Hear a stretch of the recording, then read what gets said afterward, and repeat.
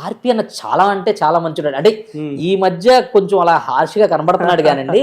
నిజమేనా? ఎందుకు ఇలా రోజా గారిని తిడుతూ ఉంటాడు? ఆ ఒక్క విషయం అయితే మాత్రం నేను చాలా బాధాకరం. అసలు ఆ విషయం గురించి కూడా నేను ఆయనతో మాట్లాడలేము. ఆయనతో మాట్లాడితే ఆయన ఇంకా బూతులు తిడతాడు నన్ను. అవునా?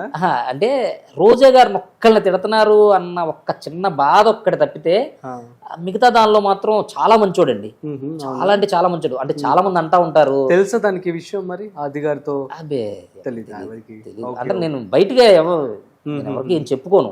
నేను ఒక ఇంట్రోవర్ట్ లాగా అలా ఉంటానంటే బయటికి ఏం చెప్పుకోవడం అలాంటిది ఏమి చేయను. సాధ్యమైనంత వరకు నాలో నేనే అలా ఉండిపోతా ఉంటా. నాకు ఆయనలో నచ్చింది అదొక్కటే. రోజా గారిని తిడతా ఉంటాడు. నేను చాలా సార్లు మేము చాలా గొడవ కూడా పడ్డాం ఒకసారి మేము.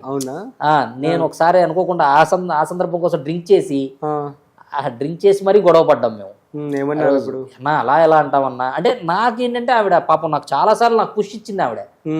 స్కిట్స్ లో ఎన్నో స్కిట్స్ లో నాకు నేను లేడీ గెటప్ వేసినా సరే ఏ గెటప్ వేసినా సరే నా పేరు చెప్పి నన్ను అలా కొంచెం పుష్ చేసేది. అంత మంచి మనిషి అలా తిట్టకూడదు కదన్నా అంట. ఆయన నేను అలాగే చాలా సార్లు అనుకున్నాం కానీ విడిగా ఈ రాజకీయాలన్నీ తీసి పక్కన పెడితే నెంబర్ 1% అండి. నెంబర్ 1%.